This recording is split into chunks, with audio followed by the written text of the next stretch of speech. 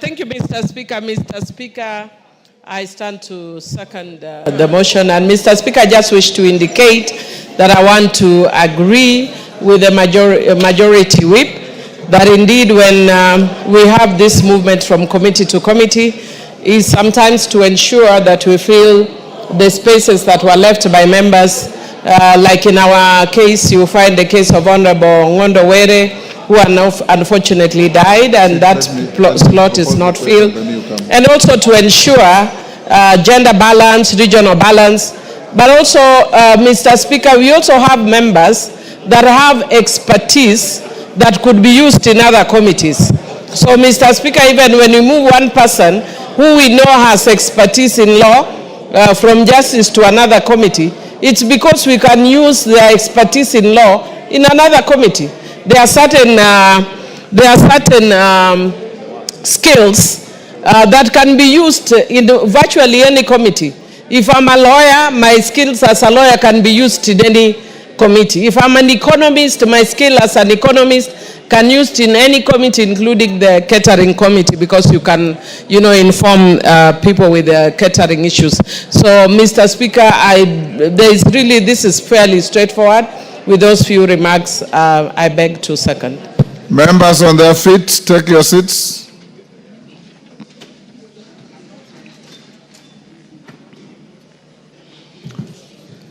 Honorable members, I now propose the question at order number 9, which is that further to the resolution of the House of Wednesday, 5th March 2025, and Thursday, 6th March 2025, appointing members to various committees and pursuant to the provisions of Standing Orders 175, Order DK.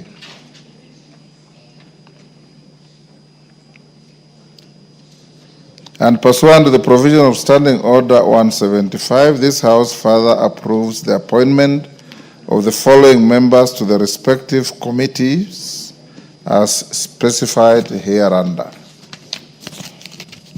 Departmental Committee on Blue Economy, Water and Irrigation, the Honorable Mwiruri Mudhama Stanley MP to replace the Honorable Chepkonyi Charity Kadhambe MP. B, the Honorable Dr. Osogo Bensuda Joyce Atieno MP to fill the slot previously held by the late Were Charles Ongondo. Departmental Committee on Labor, the Honorable Njoroge Mary Wamaua MP to replace the Honorable Chelule Liza Jepkorir MP. Departmental Committee on Regional Development, the Honorable Chelule Liza Jepkorir MP to replace the Honorable Otucho Mary Emasa MP. Departmental Committee on Tourism and Wildlife, the Honorable Sankaire Lea Sopiato MP to replace the Honorable Dr. Gishuki Edwin Mugo MP. Departmental Committee on Trade, Industry and Cooperatives, the Honorable Bwire John Okano MP to fill the slot previously held by the Honorable Ruku Geoffrey Kiringa. Constitution Implementation Oversight Committee, the Honorable Mbai Nimrod Mbithuka MP to replace the Honorable Karemba Eric Muchangi CBS MP. Public Petitions Committee, the Honorable Karemba Eric Muchangi CBS MP to replace the Honorable Kagesi Kibai or Ernest Ogesi MP. The Honorable Ndwiga Patrick Munene MP to replace the Honorable Mbai Nimrod Mbithuka MP. Committee on Implementation, the Honorable Chepkonyi Charity Kadhambe MP to replace the Honorable Mwiruri Mudhama Stanley MP. Diaspora Affairs and Migrant Workers Committee, the Honorable Ndindi Nyoro CBS MP to replace the Honorable Sankaire Lea Sopiato MP. Budget and Appropriations Committee, the Honorable Dr. Mugo Edwin Gishuki MP to replace the Honorable Ndindi Nyoro CBS MP.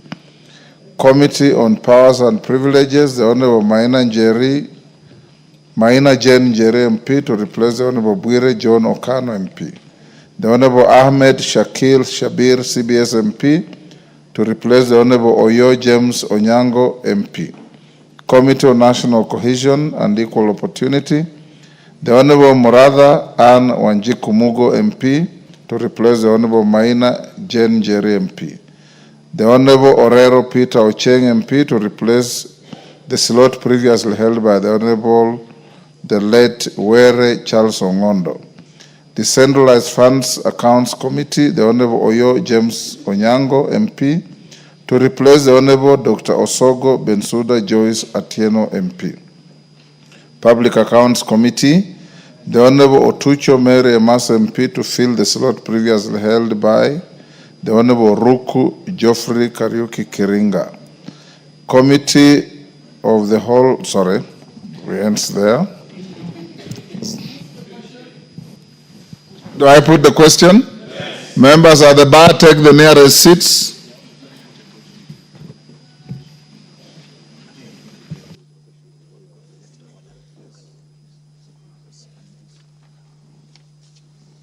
Honorable members,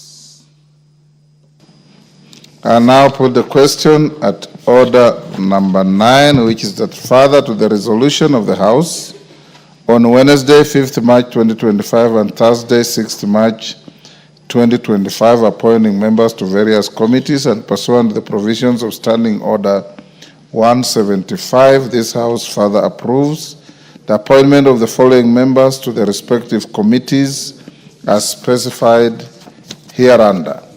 Departmental Committee on Blue Economy, Water and Irrigation, the Honorable Mwiruri Mudhama Stanley MP to replace the Honorable Chepkonyi Charity Gadhambe MP. The Honorable Dr. Osogo Bensuda Joyce Atieno MP to fill the slot previously held by the late Honorable Were Charles Ongondo. Departmental Committee on Labor, the Honorable Njoroge Mary Wamaua MP to replace the Honorable Chelule Liza Chepkorir MP. Departmental Committee on Regional Development, the Honorable Chelule Liza Chepkorir MP to replace the Honorable Otucho Mary Emasa MP.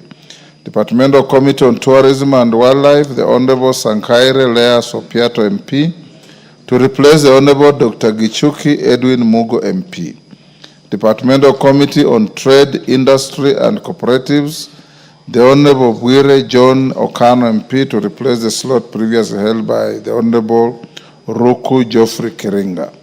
Constitution Implementation Oversight Committee, the Honorable Mbai Nimrod Mbithuka MP to replace the Honorable Karemba Eric Muchangi CBS MP. Public Petitions Committee, the Honorable Karemba Eric Muchangi CBS MP to replace the Honorable Kagesi Kibai Ernest Ogesi MP. The Honorable Ntwika Patrick Munene MP to replace the Honorable Mbai Nimrod Mbithuka MP. Committee on Implementation, the Honorable Chepkonyi Charity Gadhambe MP to replace the Honorable Mwiruri Mudhama Stanley MP. Diaspora Affairs and Migrant Workers Committee, the Honorable Ndindi Nyoro CBS MP to replace the Honorable Sankaire Lea Sopiato MP. Budget and Appropriations Committee, the Honorable Dr. Mugo Edwin Gishuke MP to replace the Honorable Ndindi Nyoro CBS MP. Committee on Powers and Privileges, the Honorable Maina Jane Jere MP to replace the Honorable Bwire John Okano MP, the Honorable Ahmed Shakil Shabir CBS MP to replace the Honorable Oyo James Onyango MP. Committee on National Cohesion and Equal Opportunity, the Honorable Murada Ann Wanjiku Mugo MP to replace the Honorable Maina Jane Njeri MP. The Honorable Orero Peter Ocheng MP to replace the slot previously held by the late Honorable Were Charles Ongondo. Decentralized Funds Accounts Committee, the Honorable Oyo James Onyango MP to replace the Honorable Dr. Osogo Bensuda Joyce Atieno MP. Public Accounts Committee, the Honorable Otucho Mere Mase MP to fill the slot previously held by the Honorable Ruku Geoffrey Kariuki Kiringa MP. As members of that opinion say aye. Aye. Will those of the contrary opinion say nay? The ayes have it. Next order. Oh, before the next order, hold on, members. I want to acknowledge in the public gallery Mazera's boys from Kinango Kwale, Talai Academy from Ainabkoi Uasin Gishu. In the Speaker's Gallery, Uku Primary School from South Imenti Meru. Moi Siongiroi girls from Chepalungu, Bomet. I've been asked by my Mama Sito, Fatuma. Now you can welcome your Mazera school. Basi asante sana Mheshimiwa Spika kwa kunipatia fursa hii ya kuweza kuwakaribisha wanafunzi kutoka shule ya upili Kwale County, Kinango, kata ndogo ya Kinango. Mheshimiwa Spika, leo nimefurahi sana kuona wanafunzi kwa mara ya kwanza, wanafunzi kutoka kaunti ya Kwale wameweza kutembea katika bunge hili la kitaifa. Niwaambie wanafunzi karibuni sana kutoka Mazeras, na hili ndio lile bunge ambalo wabunge wenu tunaketi kutengeneza sheria. Kitu tu nitawaambia wanafunzi, Mheshimiwa Spika, ni watilie maanani sana mambo ya elimu. Elimu pekee ndio inaweza kutofautisha mtoto wa maskini na mtoto wa tajiri.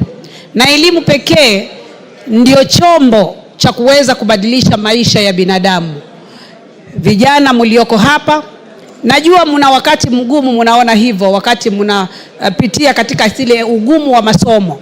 Lakini ni kipindi kifupi sana ambacho mtakwenda na mtapita na mtakuwa na maisha mazuri. Na elimu peke yake ndio akiba ya maisha ya binadamu ambayo haiozi katika maisha yako. Na wazazi wenu wanatumia pesa nyingi sana kuhakikisha nyinyi mnapata elimu bora.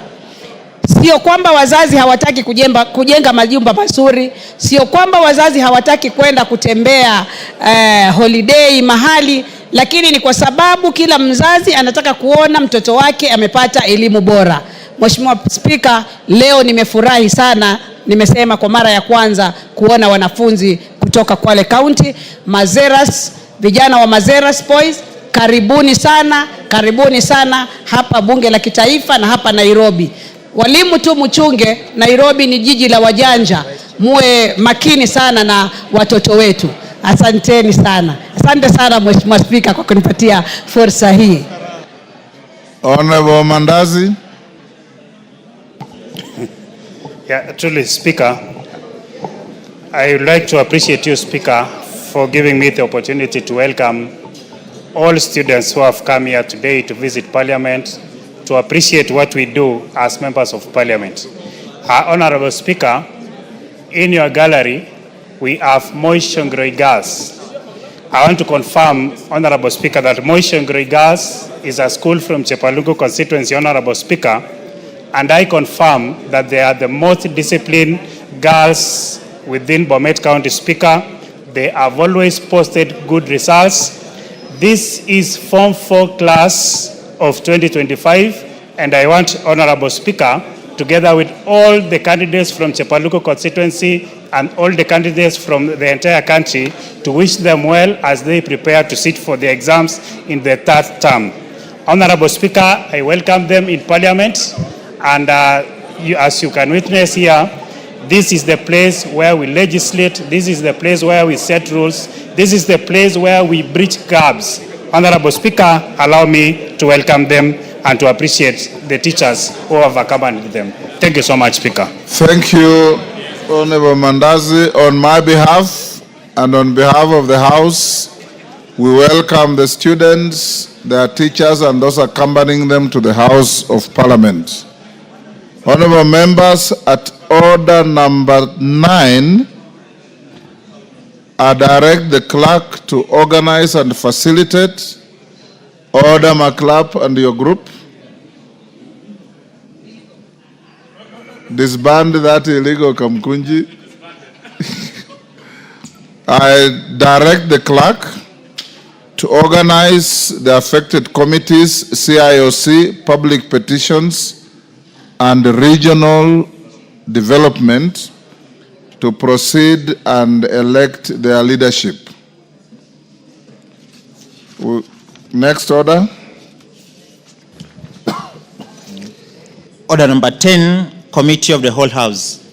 Honorable members, will you be upstanding?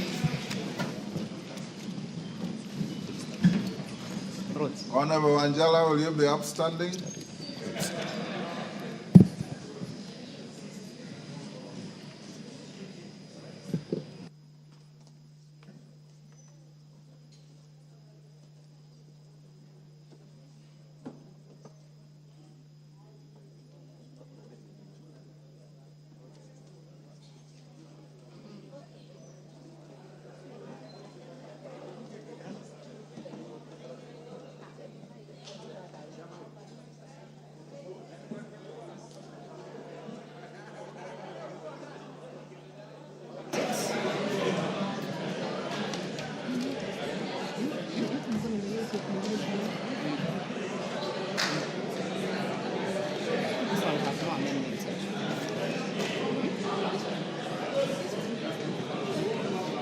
The one that has been approved, this one.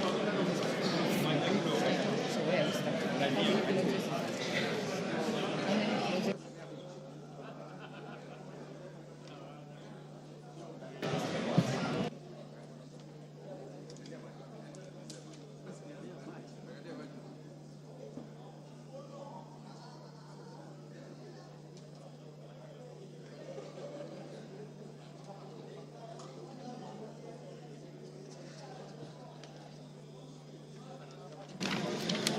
Honorable members, order members, we are now in the committee of the whole. We shall start with the Kenya Roads Amendment Bill number 2, National Assembly Bill of 16 of 2025. Clause 2. I propose the question that clause 2 be part of the bill. No amendment. I now put the question that clause 2 be part of the bill. Will as many as are of that opinion say aye? Will as many as are of a contrary opinion say nay? The ayes have it. Clause 3. Honorable members, order members. The consultations are too loud. Honorable Ngogoyo, Honorable Betty, order. The discussions are too loud. I propose the question that clause 3 be part of the bill. I now put the question that clause 3 be part of the bill. Will as many as are of that opinion say aye? Will as many as are of a contrary opinion say nay? The ayes have it. New clause 3A.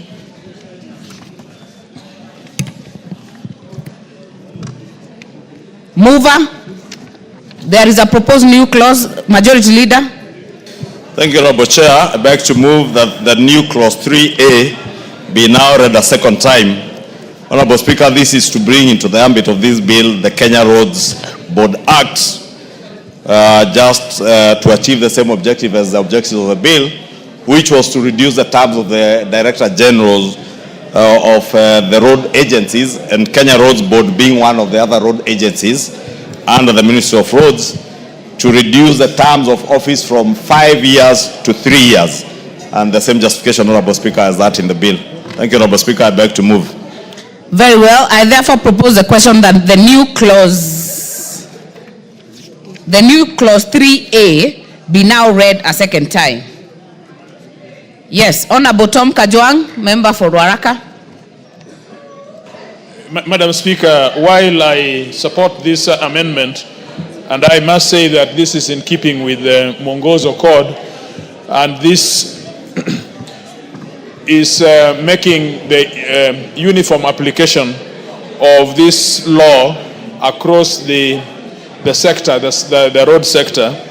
But I want to encourage the Majority Leader to bring amendments to Section 6 of State Corporations Act, so that therefore be consistent with the legislation we are looking at. Madam Speaker, in that legislation, the board has the discretion to appoint a member of the board for up to 5 years. A DG is a director. And so if he's given the 5 years, then there is a conflict, internal conflict between that act and the law that we are looking at. And so I would want, may I have the attention of the Majority Leader? If I would have the attention of order members. Honorable Makilap. And the lady between you. The member on the floor is really trying to address the majority leader. The consultations are too loud. Honorable Meli, break up the Kamukunji. Thank you. Yeah, because I hope the standing orders are still that when we are on session, there shouldn't be a member between you and the person that we are addressing. So I just want to encourage the majority leader that you need to bring amendments to Section 6 of the States Corporations Act so that this is consistent with the law across. I think you let me support. Thank you. Very well. Honorable Elachi, are you on this one? Okay. I will therefore put the question that the new clause 3A be now read a second time. Will as many as are of that opinion say aye? Will as many as are of a contrary opinion say nay? The ayes have it. I now propose the question that the new clause 3A be part of the bill. I now put the question that new clause 3A be part of the bill. Will as many as are of that opinion say aye? Will as many as are of a contrary opinion say nay? The ayes have it. Title. I propose the question that the title be the title of the bill. I now put the question that the title be the title of the bill. Will as many as are of that opinion say aye? Will as many as are of a contrary opinion say nay? The ayes have it. Clause 1. I propose the question that clause 1 be part of the bill. I now put the question that clause 1 be part of the bill. Will as many as are of that opinion say aye? Will as many as are of a contrary opinion say nay? The ayes have it. We are done with that bill. Mover to move reporting. Thank you, Honorable Chairperson. And I beg to move that the committee do report to the House its consideration of the Kenya Roads Amendment Number 2 Bill, National Assembly Bill Number 16 of 2025, and its approval thereof with amendments. I put the question that the committee do report to the House its consideration of the Kenya Roads Amendment Bill Number 2 Bill, National Assembly Bill Number 16 of 2025, and its approval thereof with amendments.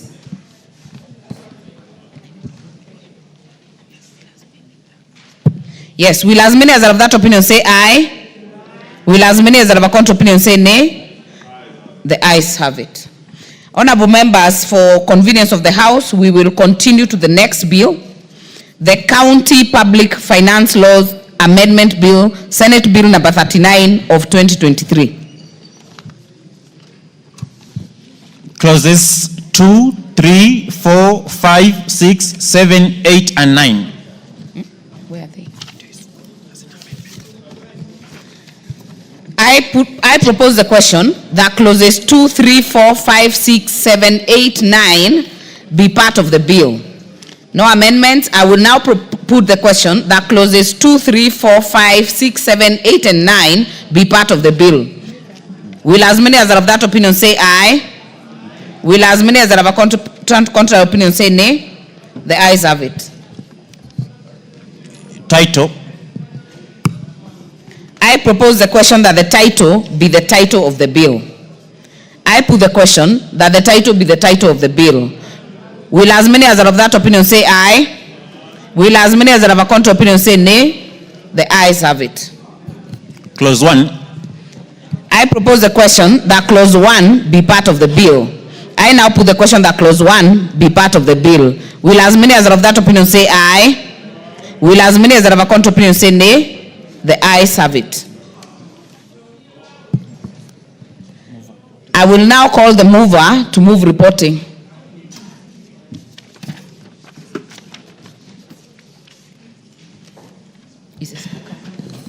Thank you, Honorable Chairperson. I beg to move that the committee do report to the House its consideration of the County Public Finance Laws Amendment Bill, Senate Bill Number 39 of 2023, and its approval thereof without amendments.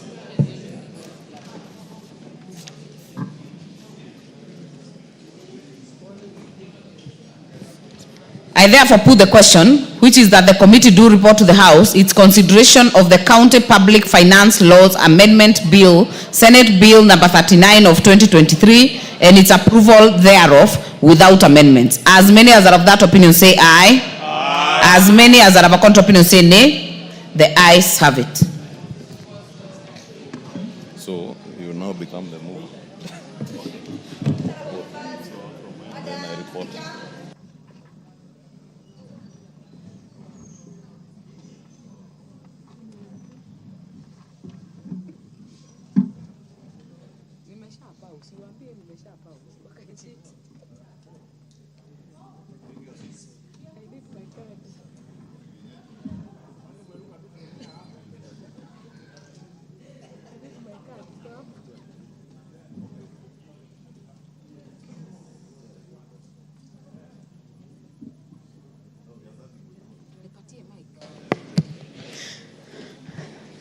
Honorable members, Chairperson. Okay. On Speaker, I beg to report that the Committee of the House, or the whole House, has considered the Kenya Roads Amendment Bill number 2, National Assembly Bill number 16 of 2025, and approved the same with amendments. Mover. Honorable Speaker, I beg to move that this House do agree with the report of the Committee of the whole House on its consideration of the Kenya Roads Amendment number 2, National Assembly Bill number 16 of 2025, and I also request the Honorable Kainan to second the motion. I second. Who was seconding? Honorable Kenan? Okay. Thank you. Honorable members, I therefore propose the question that this House do agree with the report of the Committee of the whole House on its consideration of the Kenya Roads Amendment number 2 Bill, National Assembly Bill number 16 of 2025. I put the question. I therefore put the question that this House do agree with the report of the Committee of the whole House on its consideration of the Kenya Roads Amendment number 2 Bill, National Assembly number 16, National Assembly Bill number 16 of 2025. Will as many as are of that opinion say aye? Aye. Will as many as are of a contrary opinion say nay? The ayes have it. Mover to move third reading. Honorable Speaker, I beg to move that the Kenya Roads Amendment number 2 Bill, National Assembly Bill number 16 of 2025, be now read a third time. I also request the Honorable Karoli Omondi, the member for Suba South, to second. Honorable Speaker, if you indulge me just to say, in relation to what the Honorable TJ said during committee, that we will actually have consequential amendments to the State Corporations Act, as the Honorable TJ pointed out, which we shall be moving to align this with the Mongozo Act and ensure that even the State Corporations Act is well aligned to the provisions that are made in these amendments. I beg to move and request Honorable Karoli to second. Karoli. Madam Speaker, I have pleasure in seconding. Thank you very much. I therefore propose the question that the Kenya Roads Amendment number 2 Bill, National Assembly Bill number 16 of 2025 be now read a third time. I put the question. I have confirmed that we have the quorum present in the House for the purpose of making this decision. I therefore put the question that the Kenya Roads Amendment number 2 Bill, National Assembly Bill number 16 of 2025 be now read a third time. Will as many as are of that opinion say aye? Aye. Will as many as are of a contrary opinion say nay? The ayes have it. Honorable Kasalu, A bill. when the Speaker is on her feet, you don't move out of the House. You're totally out of order. But now you can move on. A bill for an act of parliament to amend the Kenya Roads Act. Chairperson.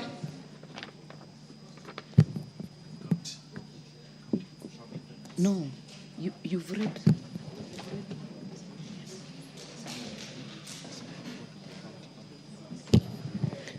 I need the chairperson to report on the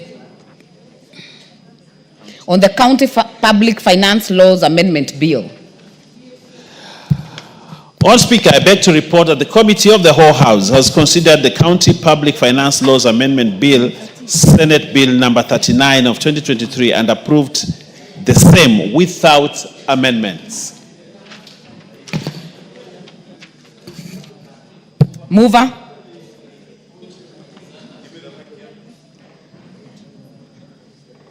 Honorable Kimani, you've become a nomad. Thank you, Honorable Chairperson. I had to consult with the Chair of the Environment Committee because of the business ahead. Honorable Speaker, I beg to move that the House do agree with the committee in the said report, and I also request the Honorable Toto Lynette to second the motion for agreement with the report of the Committee of the Whole House. Member for Bomet. Thank you, Madam Speaker. I second. Very well. Honorable members, I therefore propose the question, which is that this House do agree with the committee in the said report. I put the question, which is that this House do agree with the committee in the said report. As many as are of that opinion say aye. As many as are of a contrary opinion say nay. The ayes have it. Mover to move third reading.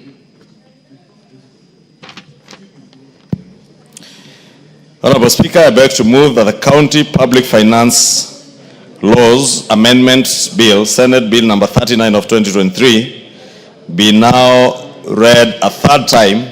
I also request the member for Murang'a County, the Honorable Betty Njeri Maina, to second. Member for Murang'a. Thank you so much, Madam Speaker. I know the MP for Kikuyu has strong admiration for me, and I beg to second. I will not comment on the admiration, but allow me to propose the question, which is that the County Public Finance Laws Amendment Bill, Senate Bill number 39 of 2023, be now read a third time. May I put the question? I have confirmed we have the numbers. I therefore put the question, which is that the County Public Finance Laws Amendment Bill, Senate Bill number 39 of 2023, be now read a third time. As many as are of that opinion say aye. As many as are of a contrary opinion say nay. The ayes have it. A bill for an act of parliament to amend the County Assembly Services Act and the Public Finance Management Act and for connected purposes.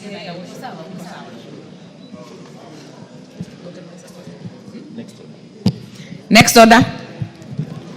Order number 11, motion, consideration of report on the examination of financial statements of selected state corporations.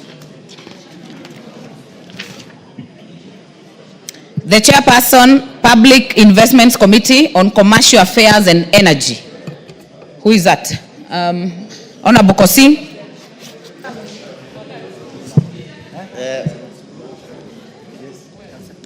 Thank you, Honorable Speaker. And yes, I'm ready. Honorable Speaker, I beg to move that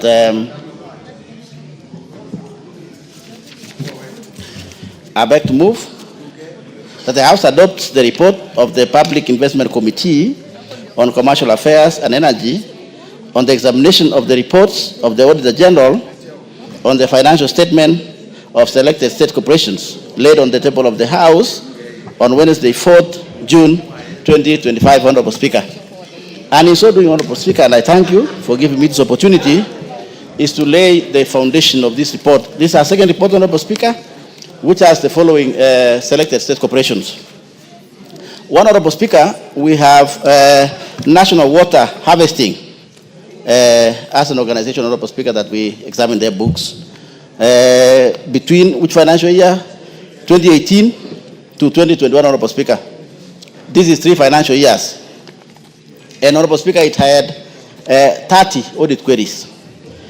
Honorable Speaker, further, we also examined books for Coast Waterworks Development Agency, which is based at the coast, Honorable Speaker, which of course, you know, it was split from the water harvesting before it was changed to water harvesting. This, Honorable Speaker, my committee examined 3 financial years. Honorable Kosing, kindly take your seat for a minute. I'll give you.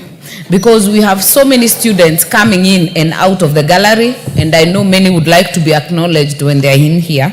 Allow me to interrupt you to welcome students from Kavutiri Secondary School from Runyenje's constituency, Embu County, seated in the Speaker's Gallery. Father Joseph Oucho Girls, Nyaribari Masaba, Kisii County, seated also in the Speaker's Gallery.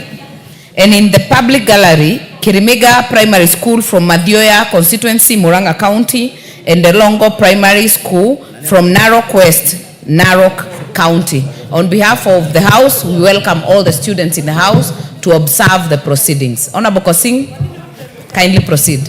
Thank you, Honorable Speaker, for also recognizing our children. You know, you're a good mother, I'm told. You know. Thank you, Honorable Speaker. And I was saying the second state agency we examined their books is or was Coast Water Works Development Agency, which we did a total of 3 financial years between 2018 and 2021, which had a total of 35 audit queries. Honorable Speaker, we proceeded, Honorable Speaker, to Geothermal Development Agency, which is GDC. We did for them 3 financial years with a total of 26 audit queries. Further, Honorable Speaker, we also did Kenya Pipelines Company, 2 financial years, 2021 to 2021-2022, Honorable Speaker. Those are 2 financial years, but there are a total of 57 audit queries. It was one of the majority with a lot of audit queries, Honorable Speaker. Speaker, we also did Kenya Maritime Authority, which we did 3 financial years, Honorable Speaker, totaling to 41 audit queries. After concluding that, Honorable Speaker, we also went further to Kenya Railways Corporation, and for them we did 3 financial years with a total of 27 audit queries. In this report, Honorable Speaker, we have concluded this report, which is before you and before the House, with Information and Communication Authority, ICTA, which is, Honorable Speaker, to be ICT board, so the members can be able to follow.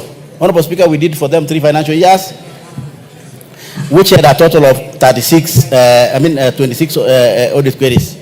In total, Honorable Madam Speaker, we did 7, and this report has 7 state agencies with a total of 20 financial years, a total of 20 financial years. Speaker, you can imagine that, Honorable Madam Speaker.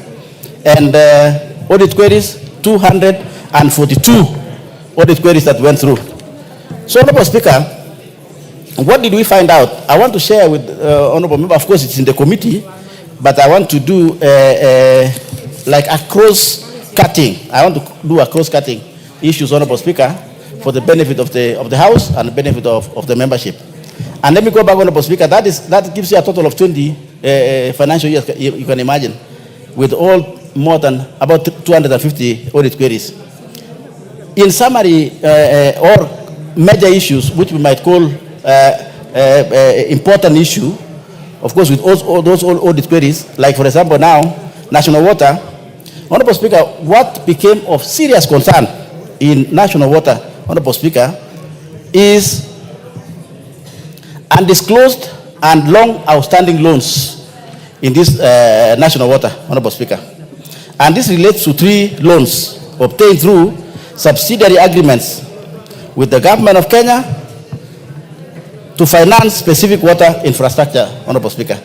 The Auditor General found out that there was a problem there in that audit, and this is National Water and Harvesting Authority, Honorable Speaker. Number 2, it was also relating, most audit queries in this organization related to delays and escalating costs in construction, specifically of a dam called Muruny Water Dam, Honorable Speaker, which is in my constituency.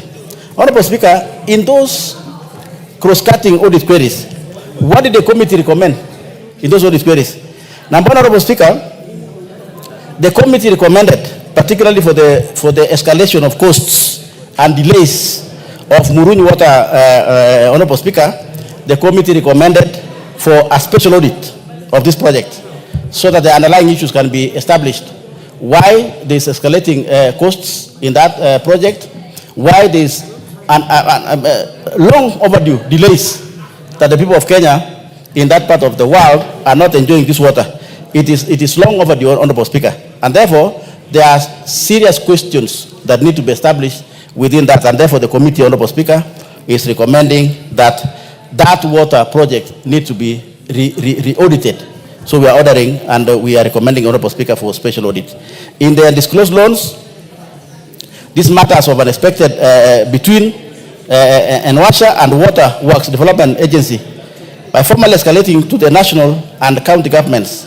And then the Speaker, we have a proposal on these loans. There's a lot of loans that were taken by National Water and many other agencies. And Honorable Speaker, the people of Kenya are paying for that loan. And yet some people are drinking the water without paying. And I'll give you that recommendation in the second, in the second agency we did audit, Honorable Speaker, which has the same related issues of this loan, which is Coast Water Development Agency. What happened, Honorable Speaker, the committee found two issues in that one, which are fundamental, which we want to bring before you and the House to make a resolution. Number one, Speaker, we found out that in that organization, the issue of property, plant, and equipment had no ownership. They have lost everything. The land which they had, Honorable Speaker, no documents they did, particularly in Coast, they have lost all the land. And they're waiting. They're doing nothing. Number two, Honorable Speaker, we also realized in that organization that they took a loan, which of course the loan which I was mentioning earlier from National Water, they inherited that loan and they're not paying.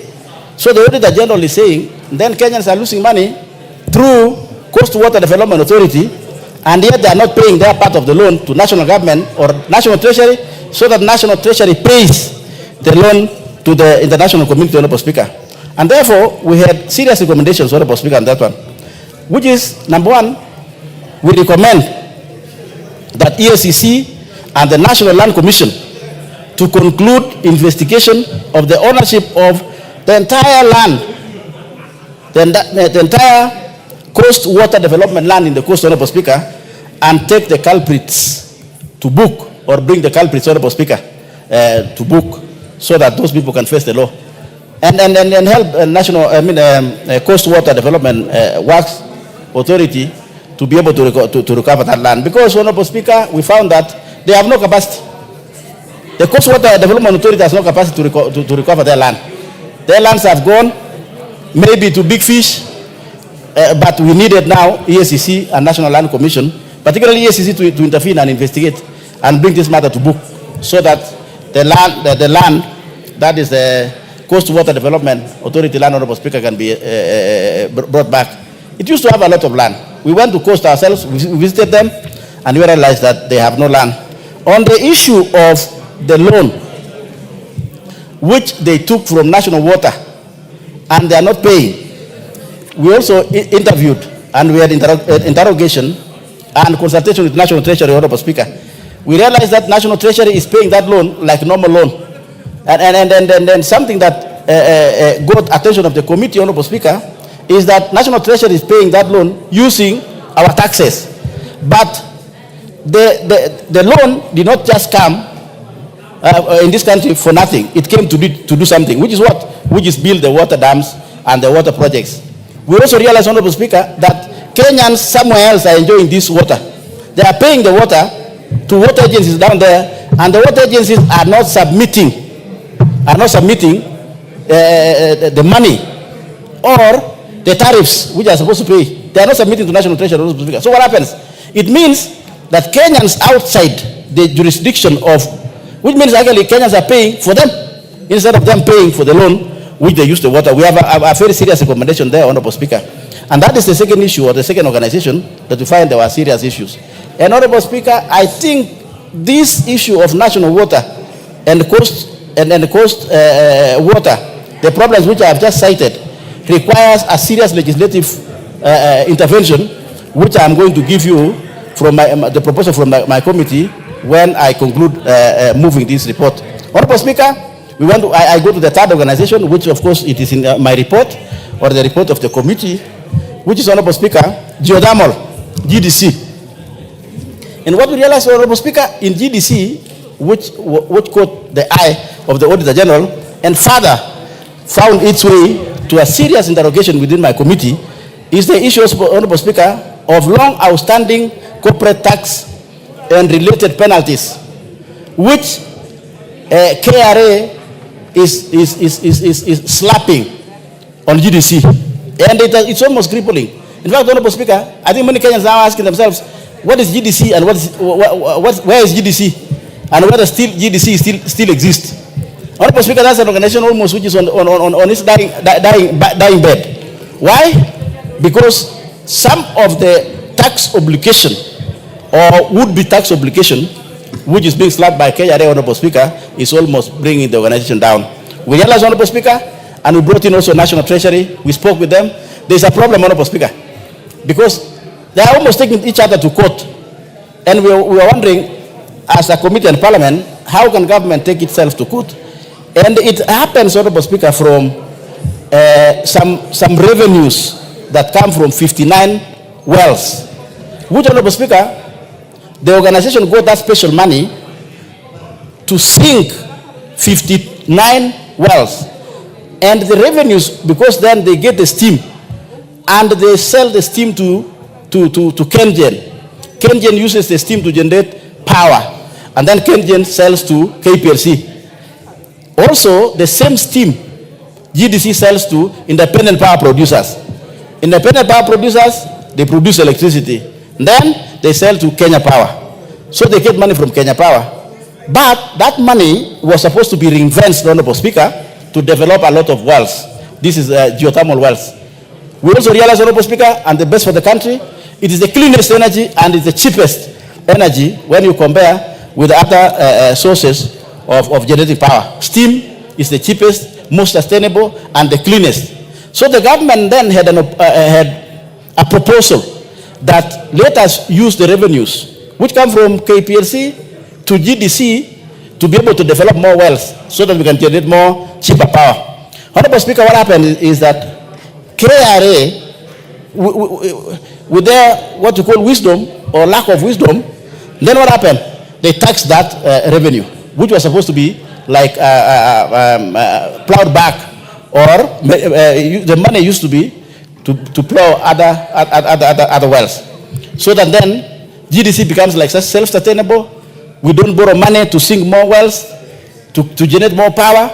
Then they start talk of war, Honorable Speaker, which of course my committee will have a very and we are proposing, Honorable Speaker, that there should be a serious legislative proposal or legislative intervention so that it can help GDC. That is very fundamental item that my committee, Honorable Speaker, realized, so that we can be able to sort out the sibling rivalry, the quarrels, the delays that is coming from KRA asking for more money. And we are of the opinion as a committee, Honorable Speaker, that that money should not actually be taxed. It should be used. We visited geothermal here in Nakuru. We also went to Paka, which is in Tiati, and we realized that there's a serious potential in this country. But where is the money? KRA has taken more of the money, and we are of the opinion that they should not go that direction. That money should be ring-fenced to proceed in sinking more wells for the people of Kenya. And I'll give you a recommendation, Honorable Speaker, and the House much later in my report, in moving the report, although the proposal is there. Number two, Honorable Speaker, serious issue that we also found in GDC in auditing their or examining their books was cost of non-productive time. Auditor General found out that when the rigs are not functioning, the staff which are supposed to do the drilling, because then either it has gone for service, and we realized that they had overstayed the rigs. The rigs, I don't know how to put it in a small language or understanding language. The rig is the one that is drilling. GDC is using to drill the ground to get the steam. That rig, Honorable Speaker, is a gigantic machine. We saw one in Nakuru. It's a very big machine. It's operated by a number of staff. So when it goes for service, what happens? The staff continue to earn money, and that is the Auditor General found a question and said, hey, look here.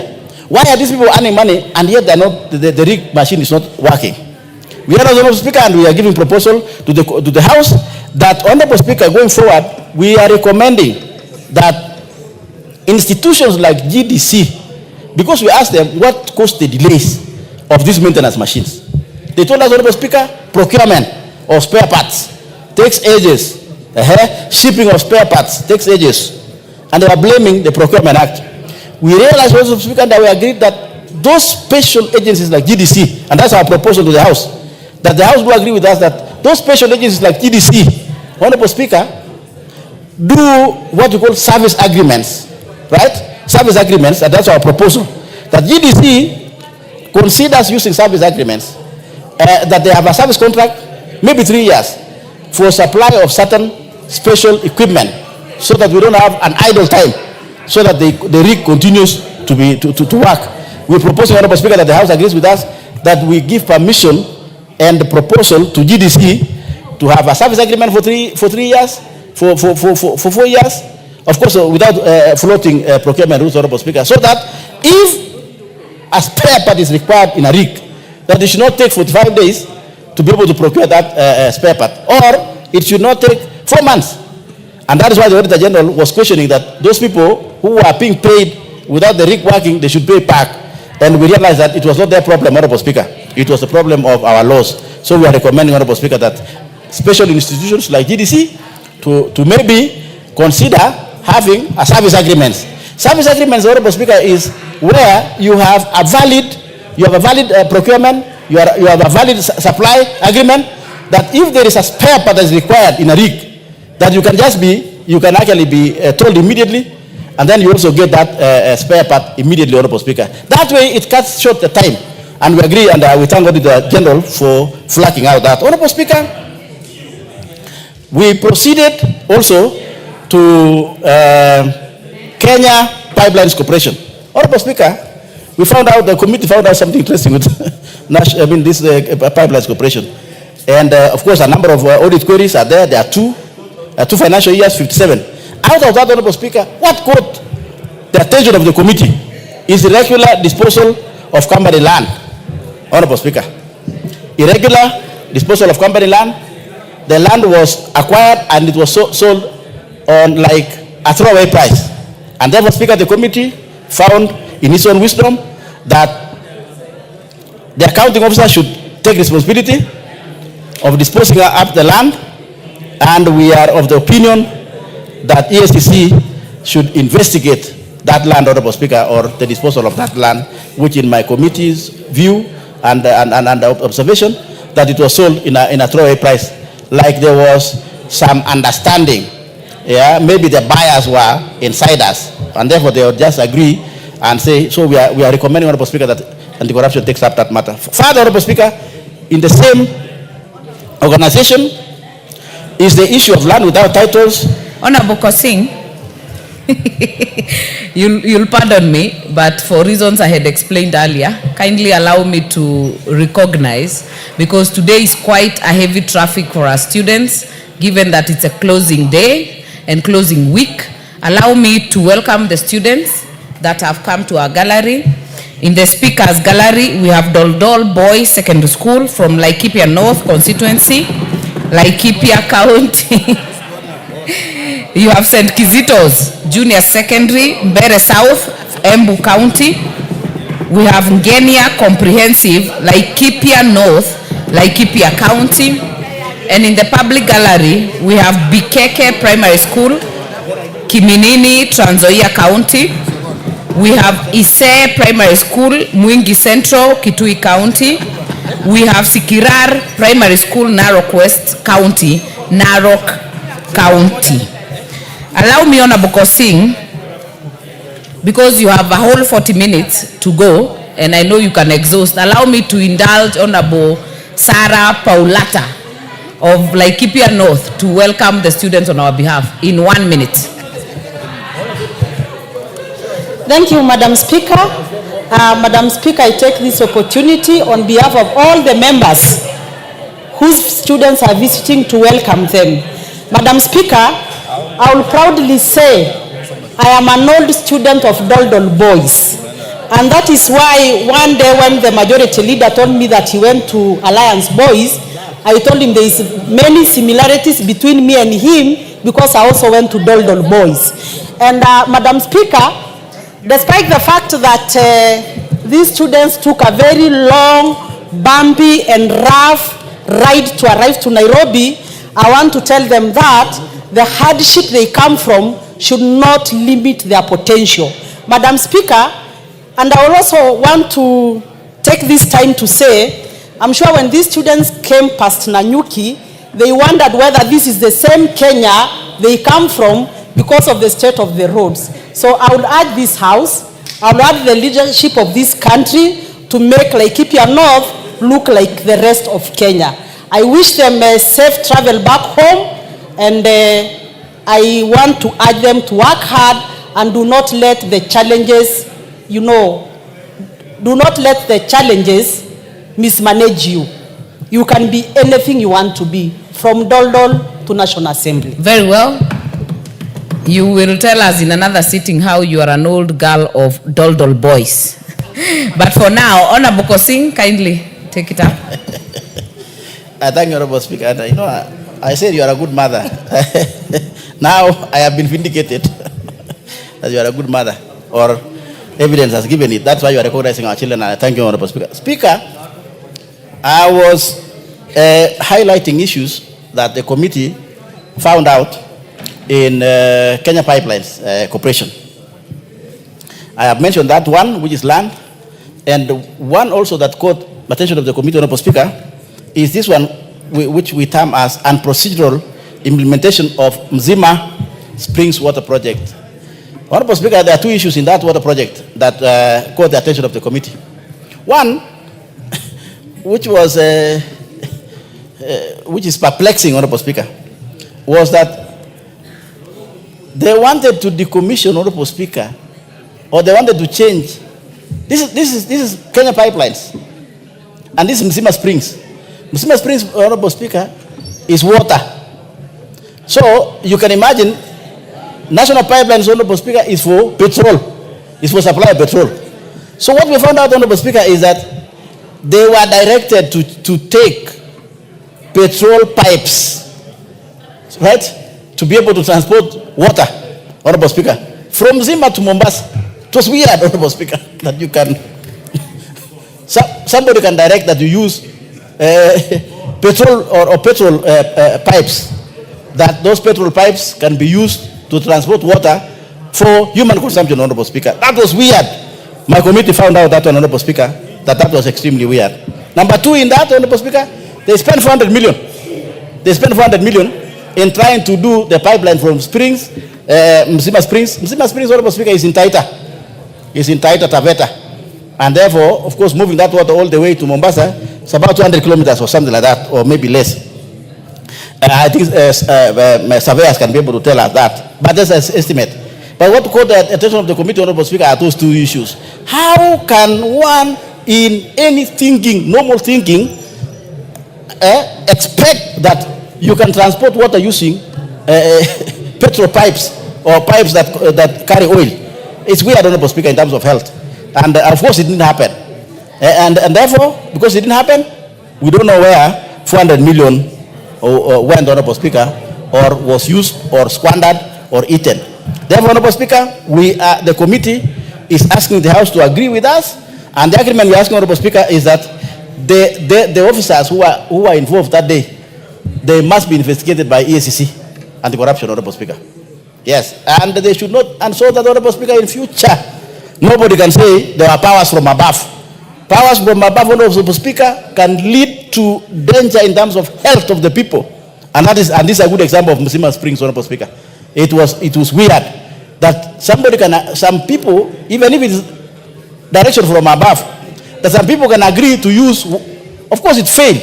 Maybe for health of the people of Mombasa and people of Kenya, we say it's good it failed. But they had the money. They had the 400 million. We need the 400 million back. Of course, those pipes were not used, and they are not going, of course, Honorable Speaker, to be healthy to use petrol pipes to supply. And I don't know why it was pipeline, not national water or coast water, to be able to supply water to the people of Mzima Springs. I'm of the opinion, Honorable Speaker, that maybe the people of Mombasa are still missing the water. That money should come back from the people with the money to get the money, so that the project can be able to proceed and the people of Mombasa get water. It's weird, Honorable Speaker. But let this be an example. And therefore, it's up to you, EACC and anti-corruption, to pick over. We have done our work, and we have given you the power to proceed. And the House, hopefully, will agree with us. Honorable Speaker, proceeding, we heard also, as I said earlier, Kenya Maritime Authority, Honorable Speaker, which is, of course, everybody knows. And if they don't know now, they know that they are based in Mombasa. Honorable Speaker, we had a number of issues that got our attention. We had 41 audit queries. But I want to bring forward to you, Honorable Speaker, that one that caught our attention and the attention of the committee that I'm using as a cross-cutting is supply review and installation of enterprise resource planning project, Honorable Speaker, that we realized it stalled, and it was done poorly, Honorable Speaker. So what's our recommendation? Those people who did that project should face the law, and therefore the investigative agencies should pick up their work and bring those people to book. They squandered their time. They should face the law. The time of eaters, Honorable Speaker, is over. The people of Kenya, and particularly now, Honorable Speaker, when taxes are a bit high, we are recommending that they should be investigated and they're brought to book. Further, Honorable Speaker, we had Kenya Railway Corporation. In this one, Honorable Speaker, two issues I can say are cross-cutting issues, which I want to submit to you and the House. Of course, Honorable Speaker, we had 3 financial years in this one. We had that state corporation, that's Kenya Railway, and 27 audit queries. Out of 27, I've taken 2 for my presentation today, Honorable Speaker. One is non-disclosure of material uncertainty related to going concern. Honorable Speaker, we realize that Kenya Railway, if it doesn't change or the government helps it change, it will die. We have realized, Honorable Speaker. And therefore, we are recommending, and they're hearing, we are recommending, Honorable Speaker, that maybe they should expand their thinking, not only to rely on commuter.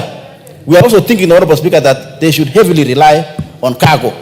Because, Honorable Speaker, for them to be profitable, and if they are only transporting passengers, then for them to be profitable is to add more prices. And therefore that becomes very expensive for the people of Kenya. Maybe SGR or something like that, it will become expensive. So that they don't die, they should be able to think out of the box. And one of the recommendations we had is that they should think about investing in cargo transportation, Honorable Speaker. Seriously, cargo transportation might help them to survive. If they don't do that, Honorable Speaker, then they are on their way to exit in this country. Number 2, Honorable Speaker, we also found out default in the payment of Exim Bank loan between themselves and National Treasury. Honorable Speaker, that's a serious issue that we are recommending that the National Treasury and the Kenya Railway should agree on how to treat that Exim Bank, which of course, Honorable Speaker, you know, Exim Bank came to build or help the people of Kenya to build the SGR. Finally, Honorable Speaker, in terms of the organizations, the 7th organization is Information and Technology Organization, which is of course ICTAC. Honorable Speaker, this one, 3 financial years, 26 audit queries. One I can present to you, Honorable Speaker, out of the 26, which are in this report. One that caught our attention, Honorable Speaker, is something called partial loan, which was, Honorable Speaker, the government of that time, this was 2018-2019, it was promotion. The government was trying to promote digitization, small creators in terms of digital economy. What, of course, now this government is trying to do to build ICT centers in all over the constituencies. Honorable Speaker, this one, when they were trying at that particular time, they also, of course, helped a lot of people, Honorable Speaker. Of course, what happened? There was no proper administration in terms of people taking this money. It was like seed capital to be able to establish your own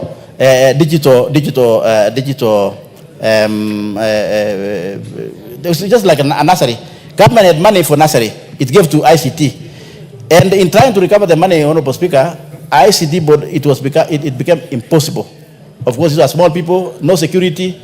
It's almost like the one we have now, which is, of course, Hustler Fund. When people come and take money, when you're trying to promote people, and they come to take money, there was no security. Of course, if you want to help somebody, if you have security, then we're trying to do what? We are helping bourgeoisies. So because of those poor people or poor students, at that particular time, they were unable to be able to pay the loan. And therefore, Honorable Speaker, we are recommending that ICTAC and particularly National Treasury takes the responsibility, Honorable Speaker, and liaise with the National ICT, which helped a lot. And in fact, Honorable Speaker, we have realized it is because of what ICT board did that particular time that now we have a lot of Kenyans in the ICT platforms, Honorable Speaker, and therefore National Treasury should deal. We are proposing that the National Treasury should work with the ICT board to be able to write off that obligation from ICT, Honorable Speaker, because that was a government, national government direction. Honorable Speaker, having said that, and making that presentation, Honorable Speaker, I want to make the following few conclusory remarks. One, Honorable Speaker, where do we get our power? And this is our marking scheme. Our marking scheme, Honorable Speaker, is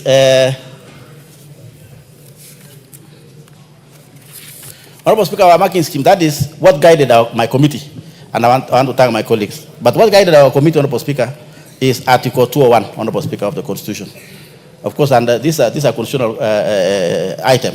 Article 201, Honorable Speaker, what is it saying? It's saying that we should spend our money in responsible financial management and clear fiscal reporting. We are trying to look at that and saying these institutions which we are auditing, did they follow Article 201 of the Constitution, Honorable Speaker, specifically the items which I've told you? Honorable Speaker, we are also using Article 226 of the Constitution in mirroring and in doing our work or examining these books. And I want to say this, Honorable Speaker, for record purposes and also to emphasize our point as a committee. The law says, the Constitution says, the holder of public office, including political office, who directs or approves the use of public funds contrary to the law or instructions, is personally liable for any loss arising from the use and shall make good the loss, whether the person remains the holder or not. Honorable Speaker, so that the recommendation which I've just said, Honorable Speaker, earlier, nobody will say those are personal recommendations, Honorable Speaker, or that maybe the committee were very annoyed against some people. No, Honorable Speaker. The law, it is the law. It's Article 226, Honorable Speaker. Further, it says the accounting officer of national public entity is accountable to the National Assembly for its financial management. And that's why we are presenting this report, Honorable Speaker, so that they should know. This is not our own imaginations. And they should not find any pain when we make such a recommendation, Honorable Speaker. That we are protected, and it is our responsibility as a constitution. So nobody sees my face and say, maybe Mashimako Singh is doing that. It's not my work. It's the work that we have been given by the Constitution of the Republic of Kenya, Honorable Speaker. Of course, I won't apologize for the responsibilities of doing the work for Parliament and the people of Kenya. I will not apologize, Honorable Speaker. But that's our marking scheme. Of course, standing orders gives us the power. Public Finance Act, and so on. Finally, Honorable Speaker, we are of the opinion, Honorable Speaker, that we are recommending legislative proposals that can cure some of the problems we had. For example, the problem of the war between GDC and KRA. We are recommending, Honorable Speaker, that there should be legislative proposal and amendment or policy amendment to do what? To convert the revenue from the 59 wells, which we just said earlier, Honorable Speaker, so that it becomes something sustainable. That revenue should be treated as A&A, not as revenue. Or the money that is coming from the 59 wells, which I just moved earlier, Honorable Speaker, that money should be treated as A&A and ring-fenced for purposes of digging or investing in more wells to create more energy, Honorable Speaker, and more clean energy. We are proposing, Honorable Speaker, that there should be legislative proposal. Sometimes, Honorable Speaker, some of the cures of these audit queries, Honorable Speaker, are not necessarily maybe what I'm saying should be investigated, it should go to court or DCI. Sometimes, Honorable Speaker, the long term, and the bigger picture will be the amendment of the law. And that's why we are proposing that amendment, Honorable Speaker, and to be picked by the committee in charge or responsible, which is, of course, now in GDC. That is, I'm thinking that should be either Finance Committee or Energy Committee, Honorable Speaker. Our work is mortician. We have given you as a Speaker, and of course, you chair the Liaison Committee, Honorable Speaker. I'm hoping that you're going to take that one from here as a good mother, Honorable Speaker, and I thank you. Finally, we are also proposing the water agencies, Honorable Speaker, water committee or committee in charge of water. we should have an amendment in law that, Honorable Speaker, if there is a water project that the government of Kenya spent alone to develop that water project, and you are drinking that water, and you are paying for that water. For example, now, like if you are paying water in Nairobi, the money I'm paying, Honorable Speaker, the money I'm paying, my bill, my water bill that I'm paying a month, that money, Honorable Speaker, the percentage should go back to pay the loan. Honorable Speaker, there are people of Kenya who are suffering in this country. Why? Because, and I've given you an example of national water as an example, and also the coast water. They took the loan, Honorable Speaker. They're not paying. Is somebody drink the water? Yes. Some people are drinking the water that was developed by Coast Water Authority. And they are they paying? Yes. So who's eating the money? It's either at the county level or those we call service providers, water. There are some small bodies down there called some water service providers, Honorable Speaker. Those are the guys who are eating the money in terms of salaries, buying cars. They're not paying the loan. So who's paying the loan? It's you and me. So if somebody, for example, is drinking water in Mombasa, and somebody in Kisumu is paying for that water in Mombasa, that somebody in Kisumu is not drinking the water. So what's the larger picture? The larger picture is that somebody drinking that water in Coast should pay for the loan, so that that loan can be used one time to build the water in Kisumu, or in Mandera, or in Kapenguria, or Lodwar. That should be a serious issue in this House, Honorable Speaker, that the House should pick to amend the law, to make it mandatory that if you are drinking water that the people of Kenya spend to borrow money, you should pay for that loan, Honorable Speaker. What's happening at the moment? Nothing. So who is paying? National Treasury. From what? From our money. That, Honorable Speaker, my committee found it unfair. And that's why we are very strongly pleading with the House, Honorable Speaker, through yourself, that this should be considered going forward, Honorable Speaker. And with those many remarks, Honorable Speaker, I thank my committee. I have a very able committee, Honorable Speaker. Very able committee. And why am I saying that? Because, Honorable Speaker, this is my first time to chair and even sit in audit committees. You know, Honorable Speaker, the last parliament I was chairman of roads and transport. That was an easier one. And before that, my first time in Parliament 2011, I was in Defense and Foreign Relations. This one, Honorable Speaker, we sit almost the whole day. And I thank honorable members who come and sit in this committee. Morticians. Can you imagine, Honorable Speaker, we are auditing things of 2018 when you and I were just in Parliament. No, you are in Senate, I remember. And I advise you to come to National Assembly. I told you, Senate is not your house, Honorable Speaker, this is your house. And you had to me. So I was your consultant. So I'll bring you a bill next week so that you pay your consultant properly. And the Auditor General will audit you. Honorable Speaker, in those few remarks, Honorable Speaker, I thank you, but I thank my committee. Honorable members, I thank you, Honorable Committee, and also Clerk's Office, and for writing this report, Honorable Speaker. We sit almost the whole day. We sit when people are in recess. My committee is working, Honorable Speaker. With those many remarks, I thank you, Honorable Speaker, good mother of this country. I beg to move, and I ask my colleague, Honorable the Vice Chair, Honorable Rico, to second. I thank you, Honorable Speaker. Thank you, Honorable Kosing. Definitely not few words. Honorable Rico. Thank you, Madam Speaker, for giving me this opportunity to second this motion. But Madam Speaker, I want also to remind you that I've been an accounting officer for the county government of Turkana. And you remember, Madam Chair, I appeared before you when I was accounting officer for Turkana County government. Madam Speaker, then you have actually ruled out. It is not Honorable Kosing. I was more powerful in the Senate. Yeah. That is in jest. Continue, Honorable Rico. Madam Speaker, I remember you scared my colleagues in the Senate County Public Account Committee. I remember what you did during that particular time. Madam Speaker, I'm the Vice Chair. I joined this committee this session, and I wish to say something on this audit. Madam Speaker, the purpose of the audit is to confirm the value for money with those respective entities, government entities. Madam Speaker, why are we auditing? We audit corporations just to study accounting systems of that particular entity. Secondly, Madam Speaker, assessing internal controls. We need to confirm and see that the corporations of government are really adhering to have proper internal controls. Verification of assets and liabilities. The intention of audit is to confirm the existence of assets and existence of a particular liabilities. Finally, Madam Speaker, legal compliance. Do entities conform or compliant to our laws?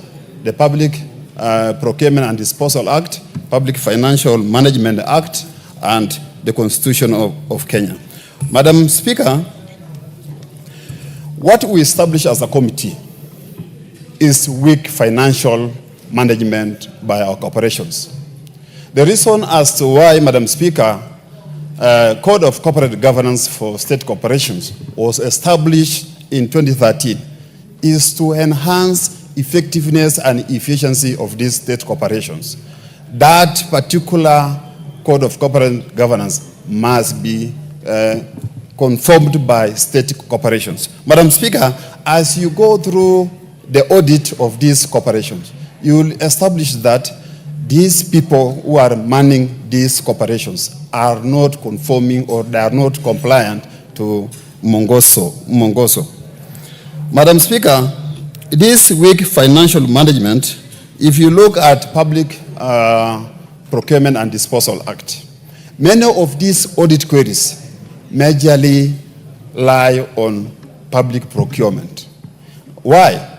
Because these entities are not, looks like these entities have not gone through sensitization of these laws that are supposed to guide them in procuring goods and services in their respective entities. Madam Speaker, the other observation I saw, we observed as a committee, many government entities have a problem with the issues of land. The issue of land, the entities have allowed, or the accounting officers have allowed the government land to be encroached or to be taken away. Case in hand is the one for the Kenya Railways and a number of institutions. I happen also to engage in an insurance corporation. There's an insurance company, Insurance Regulatory Authority, has an asset that has been taken away by private developers. So, Madam Speaker, there's need for the government, the accounting officers. It is the responsibility of an accounting officer to secure the asset of an entity. If that particular asset is not secured, there's need to see that that particular accounting officer need to be an action need to be taken against that particular accounting officer. The other thing, again, Madam Speaker, the institutions of government, when a circular that separates institutions of government are implemented, the assets are transferred, but liabilities are not transferred. A case in hand is the water institution that the chair talked about. The asset was transferred, the Water Service Board, regulatory. That particular asset was transferred, but unfortunately, the loan that was taken to secure that particular asset was never transferred to the entity that took over the asset.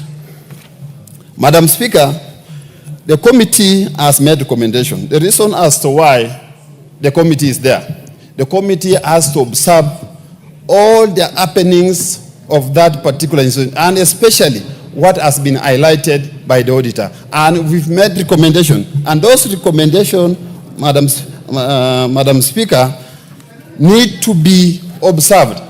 The particular committee that need to follow up, the committee on implementation, is it the committee of implementation, has to take action to see that necessary actions have been taken by responsible institution to see that actions have been taken as recommended by the committee.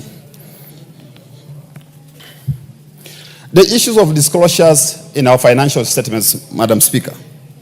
Entities are not disclosing material aspects of the institutions. And it is envisaged in international accounting standards. there is a need for institution to make some disclosures. And some of these entities are not making those disclosures. Going to GDC. GDC has secured a lot of assets, equipments, the rigs that the chair talked about. Those rigs are not being utilized. Almost 60% of those machines are idle, Madam Speaker. So there's necessary action to be taken against those particular officers for acquiring assets that are not going to be utilized by the government. Madam Speaker, I second.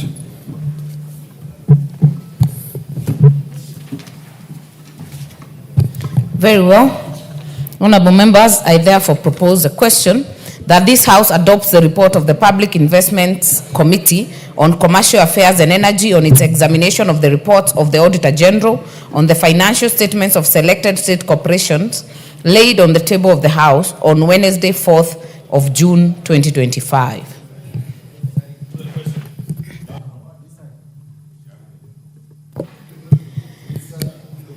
I am not sure the members indicated here want to speak to this. Honorable Mulanya? Not here. Honorable Muliungi? Not on this. Honorable Kainan? Thank you, Madam Speaker. Madam Speaker, this is a very critical committee.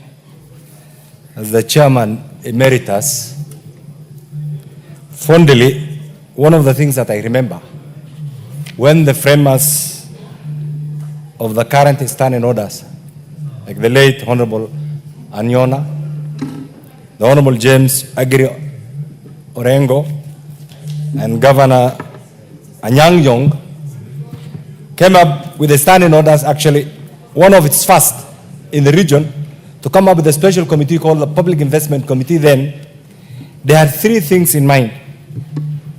First, create an entity, a quasi-government entity that will operate like a business entity, though owned and fully funded by the taxpayers, in order to ensure that there is value for money in every transaction that they undertake. Madam Speaker, over the years we have amended our standing orders and divided the committee into three groups, and the most prominent of which is the Public Investment Committee on Commercial Affairs and Energy, Madam Speaker. Madam Speaker,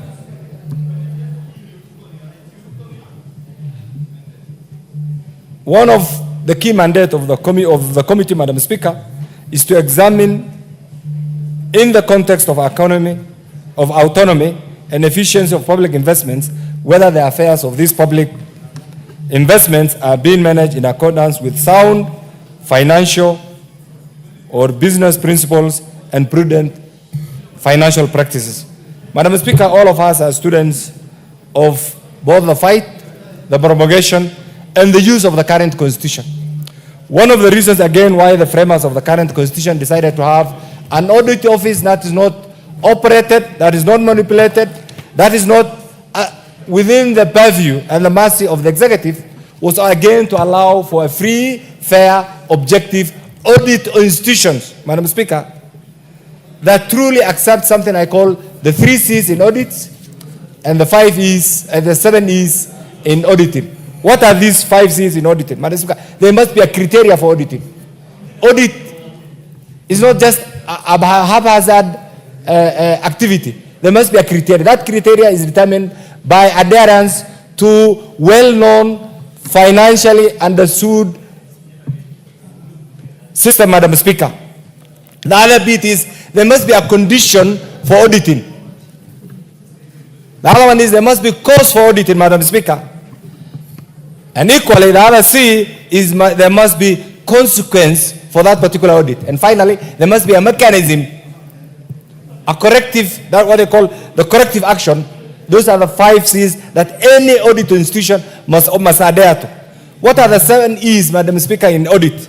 There must be effectiveness. And that's why there has to be value for money. There has to be efficiency, so that whatever we do can also project a thoroughness, Madam Speaker, in the way it is done. But it will also be economical. The other E, Madam Speaker, is there must be excellence. How is this done? what are both the qualitative aspects of this particular auditing? Madam Speaker, there must be also adherence to ethical standards, and there must also be equity, and finally ecology, and this is that. These are the five C's and the 7 E's in auditing. This being the case, Madam Speaker, this committee being a very critical committee, pursuant to our own standing order, Madam Speaker, the motion before us today affirms the key role of Parliament in scrutinizing public expenditure and corporate governance in order to ensure that state corporations operate within the bounds of transparency, integrity, and efficiency, Madam Speaker. And this is why these reports covers a number of issues, including financial irregularities, Madam Speaker, including unsupported expenditures, Madam Speaker, and this is the essence of auditing. Accumulation of bend bills, Madam Speaker, and this has become the norm. Every organization you procure, just as if it is a form. Madam Speaker, the other bit is also the breaches, just the chairman has alluded to, of procurement regulations. Madam Speaker, any country that does not adhere to stringent procurement regulations understood and established and followed by the people is en route to wastages and blundering. And Madam Speaker, if you go even the villages where we come from, under the county government, under state corporations, under many government agencies, this issue of breaches of procurement, Madam Speaker, is one thing that occurs everywhere. I don't know how we are going to stop it, but it's there. That's why we have today billions, hundreds of billions as bending bills, Madam Speaker. The other bit is, Madam Speaker, the weak internal controls, Madam Speaker, and this requires an immediate action, Madam Speaker, and that's why this committee on its own volition, pursuant to the standing order, Madam Speaker, under the leadership of our able chair and the vice chair and the other committee members, decided to consider the reports of these 5 critical agencies, Madam Speaker, these 5 critical agencies, Madam Speaker, in order to allow value for money. We're dealing with GDC. GDC is an offshoot of the giant Kenya Power and Lighting Company, Madam Speaker. Kenya Pipeline is one of the critical energy agencies, Madam Speaker. So if you combine the value to the taxpayer, Kenya Pipeline and GDC, Madam Speaker, are supposed to contribute. Madam Speaker, you realize that these 2 organizations alone are central to Kenya's economic competitiveness, energy security, and industrial development. The question is, are they being run as expected by the taxpayers? And this is why the audit issue provides a platform for the members of Parliament, Madam Speaker, and the role of the member of Parliament here is we come in as neutral arbiters. We have an independent entity called, governed by a statute. We have the office of the Auditor General. Then Parliament comes in now to interrogate and provide a platform between these 2 constitutional office of the Auditor General and the entity. Anyway, in our report, Madam Speaker, one of the things that we have realized is that sometimes in most of these organizations, Madam Speaker, there are structural problems. There are operational challenges, Madam Speaker. And unless some of these things are sorted out, we will continue to keep on complaining. This audit issue will be part of our archive, and there will be no value for the taxpayers, Madam Speaker. That is why today, under this committee, Madam Speaker, the issues raised, in particular, under Kenya Pipeline, under GDC, Madam Speaker, and the world is changing. These 2 organizations must be run in the most transparent manner, in the most efficient manner, if truly our desire is to join the League of Developed Nations, Madam Speaker. They have been there on paper, Madam Speaker. And these are the things that, Madam Speaker, under the oversight role of Parliament, Madam Speaker, the audit issues, Madam Speaker, uncovers some of these serious issues pursuant to Article 226 and Article 201 of the Constitution, Madam Speaker. These are stupid statements. But what is it that we as a committee, Madam Speaker, we have decided to look at? We have decided to look at how are these organizations being run? How are they conforming to these prudential financial guidelines? Are they being run efficiently? Are they meeting their taxpayers' expectation, Madam Speaker? Are they safeguarding the public interest? And Madam Speaker, one of the things that we have also come across is under this organization, Madam Speaker, and it's not limited to this, there's need to critically study their systems, how they are being run. Are they being run in a business-like, culture? Or are they being run like, I thought it was 10 minutes. It's 10 minutes. You only have a minute to go. Some 2 more minutes? Honorable Kainan, you're negotiating before your time even has lapsed. Okay, Yeah. Madam. Wind up in 2 minutes. Okay, Madam Speaker, some of the gaps that we found out is the audit timeline. It takes too long before the committee is seized off with the audit report. This must be reduced, Madam Speaker, because it takes several years before the committee actually is seized off with the report, Madam Speaker, the audit report. The other bit that we also found out is weak implementation of the recommendation. And this is why for those of us who are in this parliament, including yourself, we purposely formed a committee called the Implementation Committee. That committee must be active. That committee must be seized off with all recommendations of this House, Madam Speaker. And that bit is lacking. I am yet to see in the last 3 years, Madam Speaker, a report generated by the Implementation Committee will be challenging them.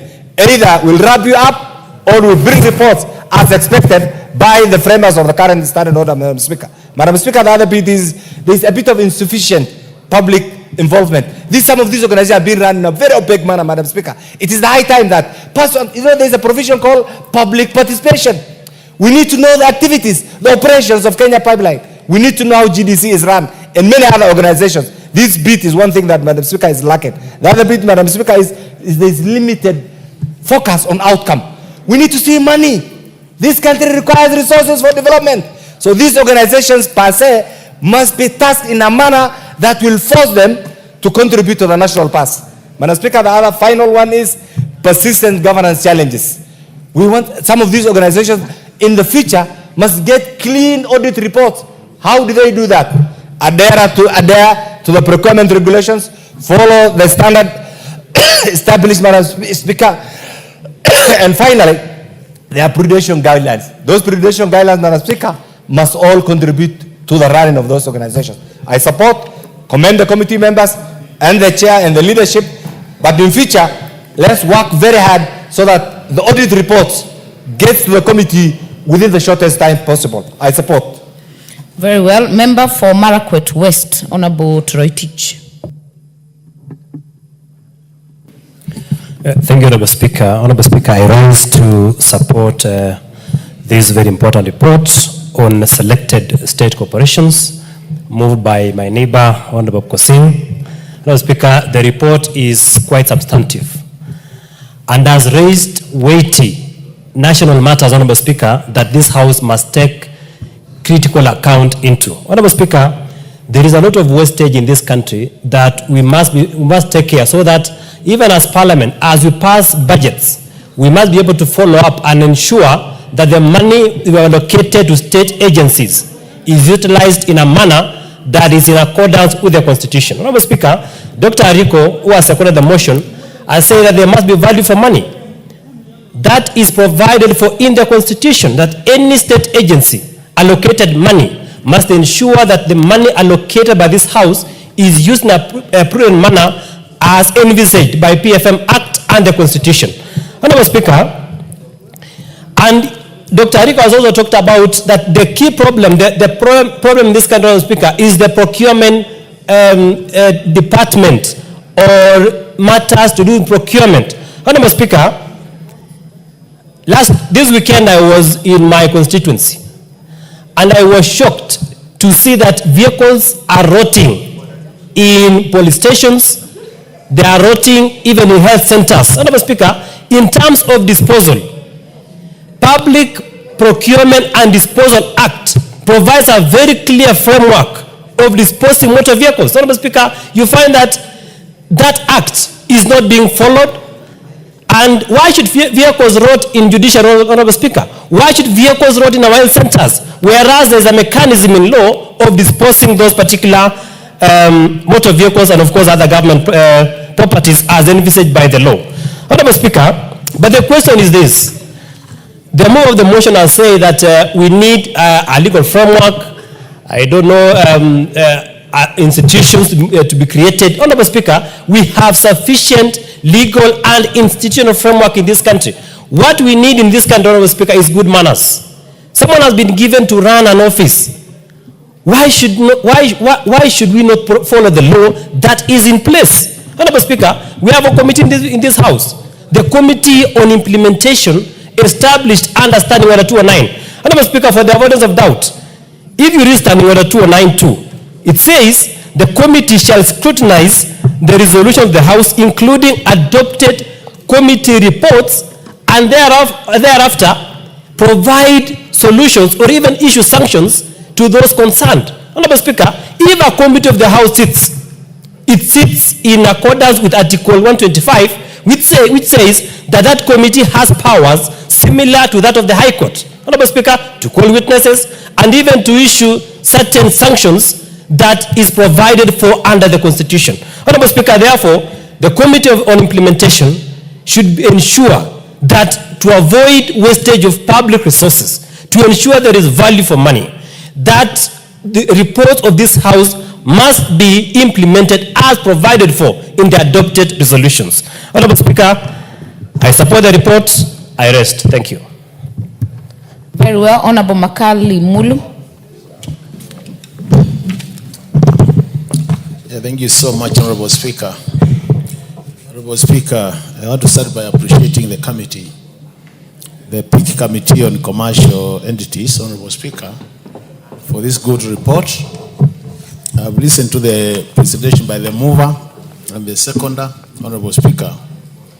Just a number of issues do arise from that presentation, Honorable Speaker. And I think as a House, Honorable Speaker, it is time we do take some of these reports by our audit committees seriously. Because, Honorable Speaker, I think it has gotten to a time when we think these are just normal presentations. And I think if we really want to help this country, Honorable Speaker, it is time these reports are discussed into details. It is time to make sure that the recommendations of these reports are implemented up to the letter. What am I saying, Honorable Speaker? Honorable Speaker, I'm saying this House, as a committee called Implementation Committee, which is supposed to be following up on some of these recommendations, Honorable Speaker. But Honorable Speaker, you realize that very little is done after the reports are discussed in this House. And that's where we are really, as a House, not doing our work as expected, Honorable Speaker. Honorable Speaker, let's look at the issue of the timing of the reports. The Honorable Chair of this committee has indicated they are discussing reports of around 2018, Honorable Speaker. On a serious note, Honorable Speaker, today we are 2025. You know, at times I wonder, how can we explain that gap? A gap of almost 7 to 8 years. How do we explain it? And to make things very complicated, Honorable Speaker, you realize that the accounting officers of those days, most of them have retired, and if they have not retired, they have gone to visit their maker. So in that case, Honorable Speaker, the truth of the matter is, even if you make a recommendation, it's just a dead recommendation. That's why I get so surprised. I agree with the chair when he says they are morticians. Because on a serious note, we are making recommendations, they cannot be implemented. So I think the question we should be asking ourselves, Honorable Speaker, is what do we need to do as a House so that we have to speed in terms of timing, so that those who are in office can be accountable when they are still in office? Because there's this excuse always when you call an accounting officer, when the one who was in charge has already left, they tell you, I'm not the one who was in charge. And the debate ends there. The second issue, Honorable Speaker, this PIC is in charge of commercial entities. Anything commercial, Honorable Speaker, is supposed to be making profit for the government. It's a public investment committee looking at public investments, and by expectation, the truth of the matter is this investment should be making money for the government. So the government should either be getting profits or dividends paid to the government. Because we are using taxpayers' money to do this. But Honorable Speaker, I ask myself, how many of them are making profits? They have become pitless ores where public resources are pumped and we never see anything in return, Honorable Speaker. So is it not time, Honorable Speaker, we did an evaluation of which commercial entities are in place, which ones are making profit, and the ones which are not making profit, Honorable Speaker, we close them and push the business to private sector. Because I think the private sector can do better than having this being taken care of by the government. The other issue, Honorable Speaker, which is critical, is the issue of the consequences. So many recommendations have been made. I've listened to my chairman. I've listened to the second of the motion, Honorable Speaker. But the question is, do we have any sanctions for those who are not adhering to the rules? Honorable Speaker, this House passed an act called Public Finance Management Act. This House has an act by the name Public Procurement and Disposal Act. This act has many other procedures like human resource management systems, Honorable Speaker. And what we do normally, anyhow to subject the performance of these parastatals to the acts of parliament which you have passed, Honorable Speaker. So the question is, in a situation where somebody deliberately doesn't adhere to the law, Honorable Speaker, should we not be having sanctions? Is it not time we told somebody you are not qualified to be in charge of this institution because you can't account for the resources we have given you? On the basis of that, either pay your way or we give you zero budget, Honorable Speaker. I think if we start now doing that, Honorable Speaker, we will be seen to be a house which has some tooth to bite. Currently, I think people are taking our reports just as talk show, Honorable Speaker. And I think, Honorable Speaker, you don't want to waste your time sitting on that important chair and what we resolve here becomes just a talk show, Honorable Speaker. Personally, I would not want to participate in talk show. So I want a situation where, after we agree on this recommendation, Honorable Speaker, we move to the next step. The next step should be that our implementation committee, together with the majority leadership in this House, act on these recommendations.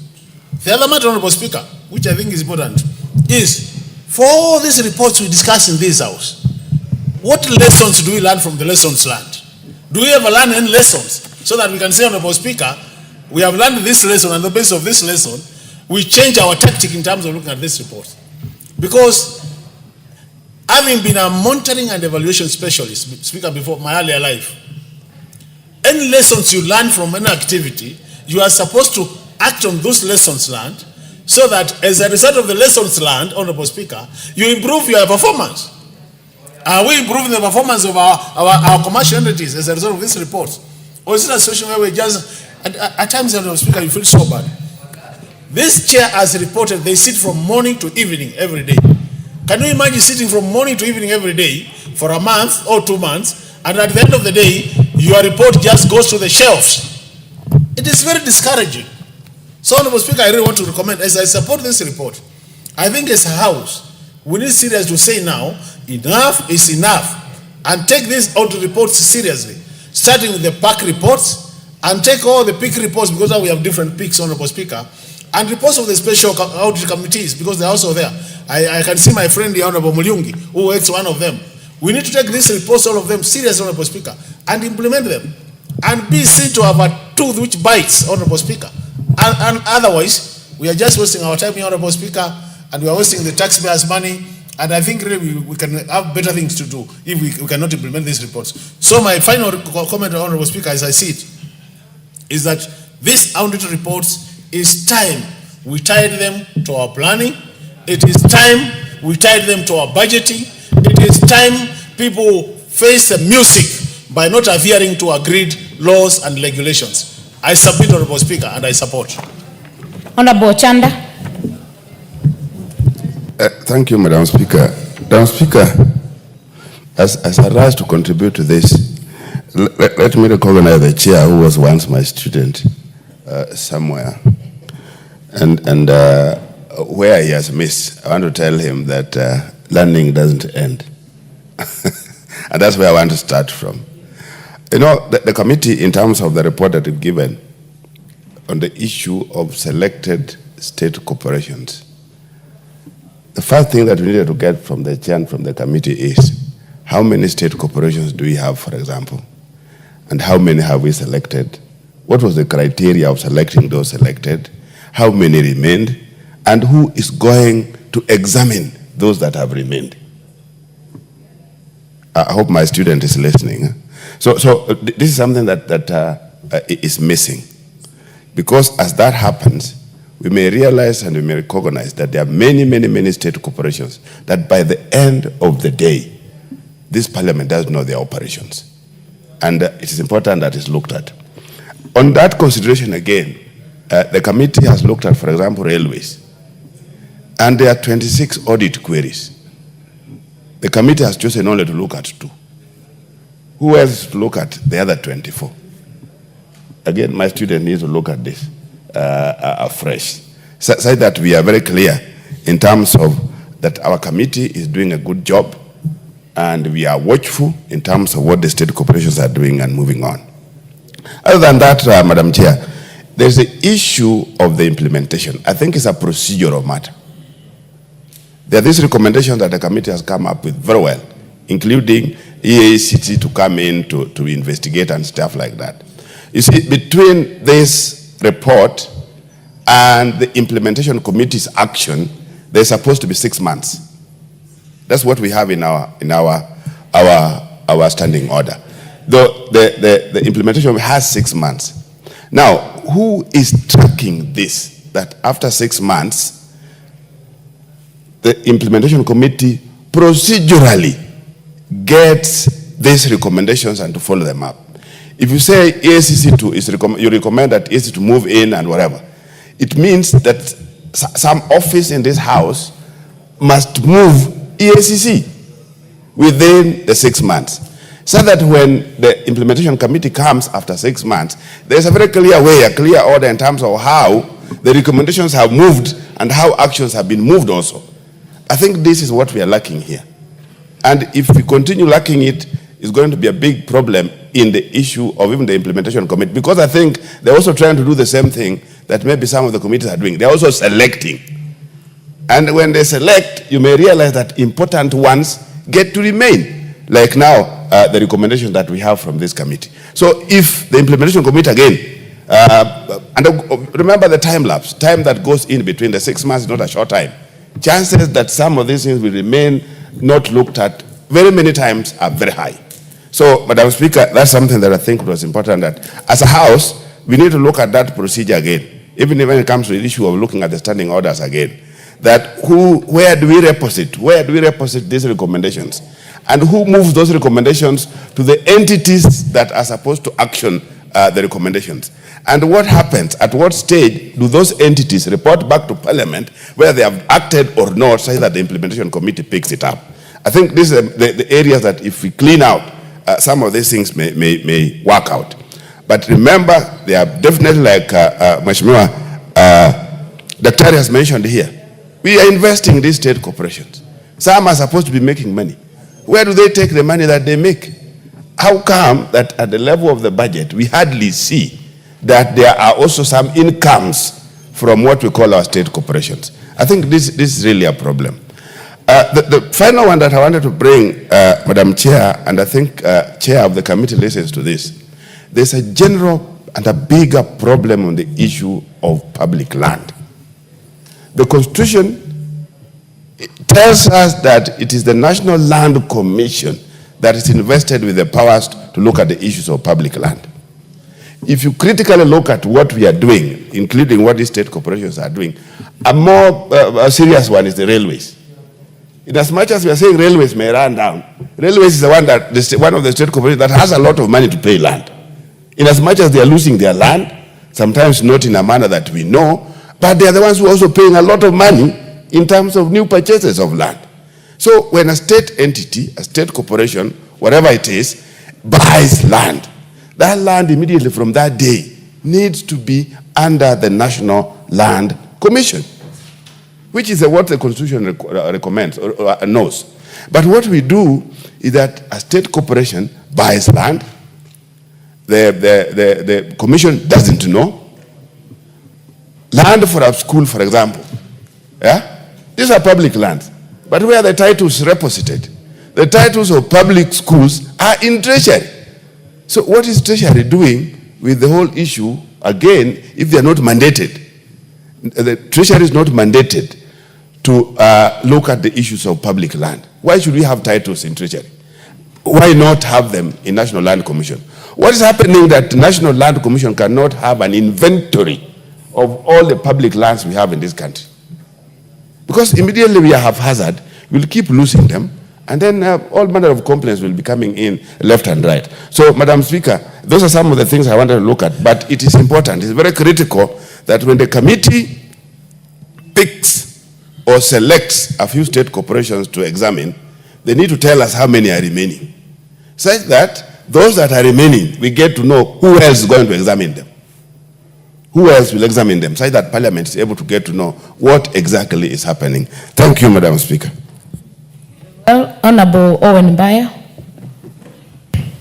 Thank you very much, Honorable Speaker. Honorable Speaker, it's my pleasure really to contribute to this report, and I want to support the recommendations made by the committee on this audit report. Honorable Speaker, I heard the Honorable Singh say certain very interesting things, good things actually, about how we must run our state corporations that are very important in managing the day-to-day lives of people. For example, the Coast Water Services, which is now the Coast Water Works Services Board, which is mandated to ensure that it provides water to the coast region.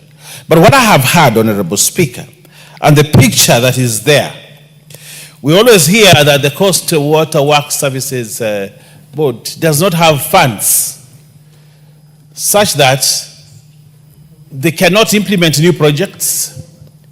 They cannot pay suppliers. They cannot pay many people, including pay electricity bill, such that water is disconnected by Kenya Power. But what I have heard, Honorable Speaker, from the Honorable Senior Posing, is that they have done some very many and good things, so that they have very many audit queries. I want to assure you, that we will not just allow this audit report to just lie here in Parliament. We must pursue it, because it is justice for the people of Coast. If somebody is misusing resources, misusing funds, taking loans which they are not even able to do anything with, and they attract interest, and the people of Kenya through their taxes have to pay those loans, and yet that same organization is in the red, Honorable Speaker, that is gross misuse of opportunity to lead an organization. Gross misuse, Honorable Speaker. And if these board members that we give opportunities to serve do not do anything to rescue organizations, they only sit there to get per diems, to get allowances, but they do not do anything in terms of governance to restructure organizations so that they can work above board, Honorable Speaker, then why do we appoint those people? Why do we keep them in positions until the expiry of a term? Why do we keep them, Honorable Speaker? We don't. As a government, we need to really look at where our resources going. There is a lot of wastage of resources. But who are these people who are overseeing the wastage? I want to use the chaperoning, the wastage of resources, Honorable Speaker, because that's what they're doing. They've been put in place instead of looking at how to manage an organization well, to ensure that the organization is taken care of properly, Honorable Speaker. They just sit there and look at wastage and do nothing, Honorable Speaker. Honorable Speaker, this is a report that we do not need to wait for implementation committee to come in and say this has not been done. ESCC must be seized of this report, and the clerks, Member for Nandi Hills, what is out of order? He wants to know the meaning of chaperoning. Madam Speaker, I wanted your guidance because I see there is no quorum in the House. I wanted you to confirm that for us to proceed with this discussion. We will let Honorable Owen finish. What interest does it serve? We will let Honorable Owen finish, then we will give guidance. Kitura will teach you a few things. Honorable Owen. Honorable, any member can rise and raise that issue. It's in the standing order. Yes, Honorable so, Honorable Owen, you will finish, then I will actually deal with the issue raised by the member for Nandi. Then you'll allow me to teach him a few lessons.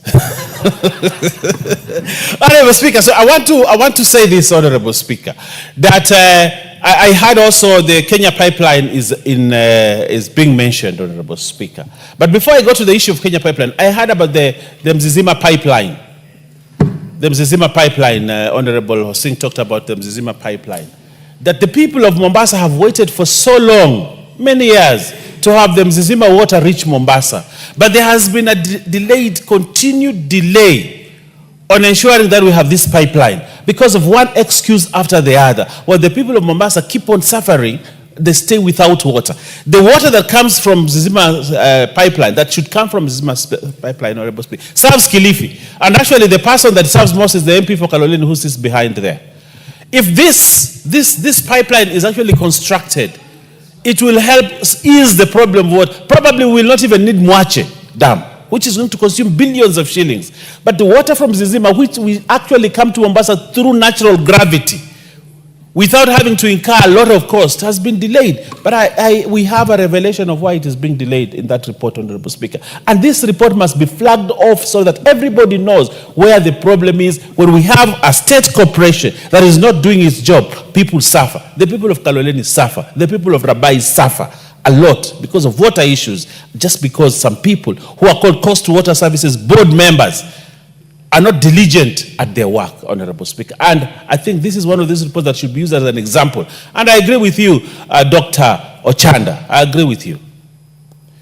That we do not have to wait for implementation committee. The 6-month window is enough to arrest, prosecute, and charge people who have been misusing opportunities that have been given to serve the people. We don't have to wait for the implementation committee. The implementation committee should just come and report that the recommendations were implemented, instead of saying the recommendations were not implemented, and then we start another process again. Honorable Speaker, this implementation committee sometimes takes Parliament back many times. You have a report, it comes here, you expect implementation, it is not done. Committee of implementation comes in, takes over, they go again, then the same committee comes in, try to check it again, and then after that in the next parliament they want to check the whole thing again. I feel that the committee of implementation sometimes is being misused to actually propagate misuse of public funds. That's what I feel sometimes. Because you have something you bring to this house, like he has done. So somebody is waiting for committee of implementation instead of implementing the recommendation. Then the committee of implementation calls those people, comes back, starts interrogating them afresh again, and tells them that, and then they put another report here to say, prosecute those people. Then they are not prosecuted, then the committee of implementation again comes to pick it again. Honorable Speaker, we are not helping this country. These reports that come to this house must help this country to streamline governance of state corporations. Streamline, let's hear this report from the house say, come to birth on something that they have been dismissed.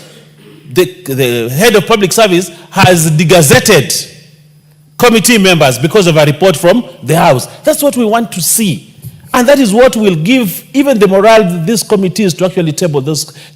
So sometimes, Honorable Speaker and Posing, do not just say that we surcharge or ESCC must investigate. The first step, the first recommendation I want to see personally, Honorable Speaker, is that they must be degazetted.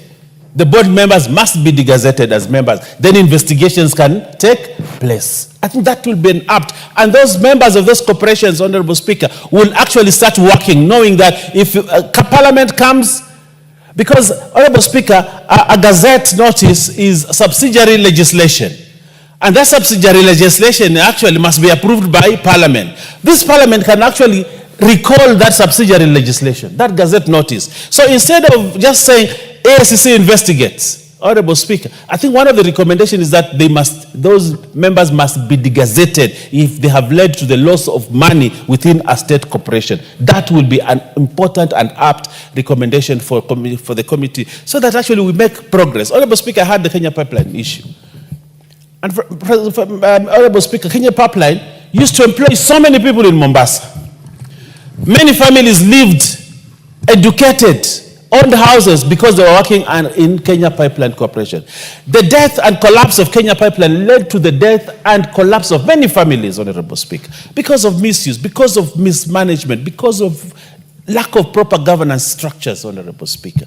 And yet this government spends a lot of money to train board members when they have been appointed for governance issues, audit issues, and other. Where do they implement those recommended, the learning that they get? And yet, the moment they sit on those boards, they make one mistake, another mistake, they fleece that state corporation, the state corporation is on knees, they continue to draw salaries and allowances, while the people who suffer are the people who work and for whose service is needed by the state corporations. Honorable Speaker, as Parliament, I think it is time we made drastic and very robust and radical recommendations, other than the ones that, and I want to ask our clerks when they help committees to write, you know, they're used to a certain type of language, those clerks.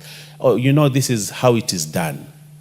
You know, this is how we have done it for many years. And they write recommendations so that they look politically correct. Honorable Speaker, we need to move. Chairman, do not just accept the recommendations that the clerks make. Make your own, radical. Let's radicalize state corporations, Honorable Speaker. We will get results out of them. I thank you, Honorable Speaker. Very well. Honorable members, a member has risen in accordance to Standing Order 35. I will therefore order that the bell be rung for 10 minutes.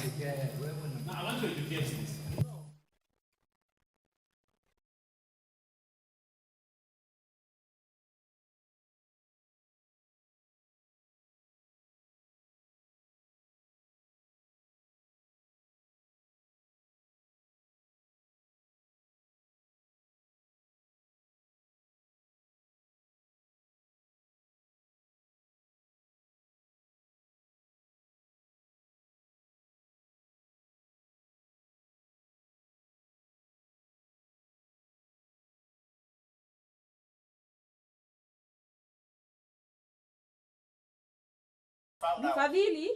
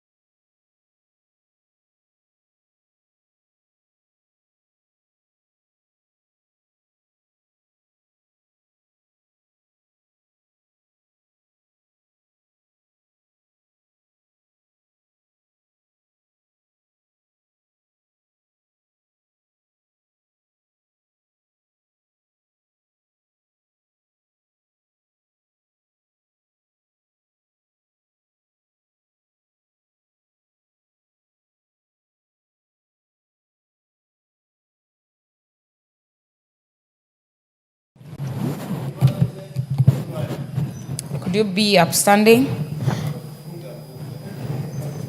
Honorable members, and the time being 5:37 p.m., this House stands adjourned until tomorrow, Wednesday, 30th July 2025 at 9:30 a.m.